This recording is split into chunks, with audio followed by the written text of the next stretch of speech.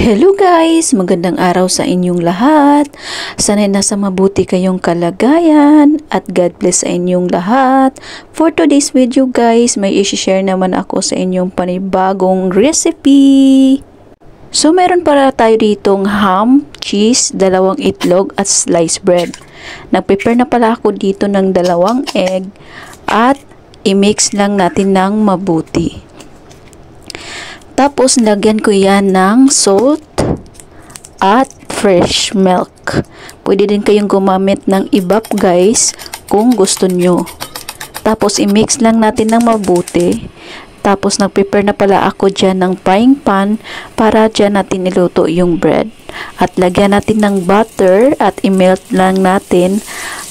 At i-wait lang natin na ma-melt yung butter guys, tsaka natin ilagay yung egg.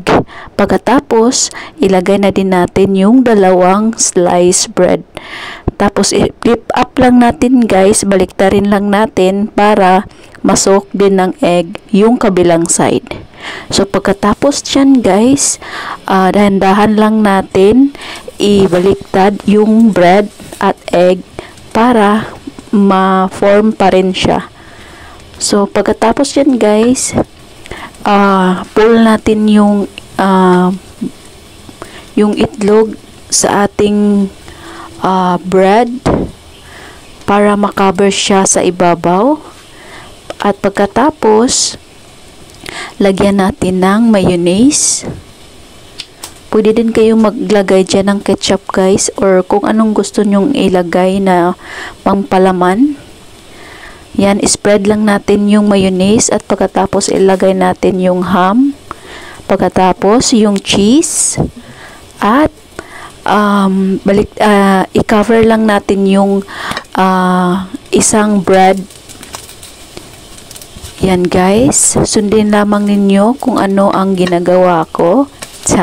Charis. Tapos, lutuin lamang natin yan ng 1 minute guys. Tapos, baliktarin natin para maluto din yung kabilang side. Lutuin pa rin ng 1 minute. Yan guys, malapit nang maluto ang ating yummy breakfast. So, yan na guys, luto na ang ating breakfast for today. Sana nagustuhan nyo ang ating bagong recipe ngayon. Alam kong nakita nyo na ito sa mga iba't iba na social media. Pero ginawa ko pa rin para sa inyo. So, ito na ang ating masarap na breakfast. So, slice na natin yan guys para atin kainin. Charot. Yan guys ang ating ham and cheese sandwich. So yan guys, titikman ko na ang aking niluto at ginawang ham and cheese sandwich. Sana magustuhan nyo guys ang aking recipe for today at pwede nyo din ito itry para maiba naman din yung inyong agahan. At masarap to pang partner sa kape. So yan guys, natatakam talaga ako diyan guys kasi masarap na masarap talaga yan guys. Alam kong di yan bago sa inyo. Sana magustuhan nyo at maraming salamat sa panonood nyo guys. At sana hindi kayo magsawa na magsuporta sa akin. Maraming salamat at God bless sa inyong lahat. Ingat po kayo palagi. Huwag mawala ng pag-asa. Basta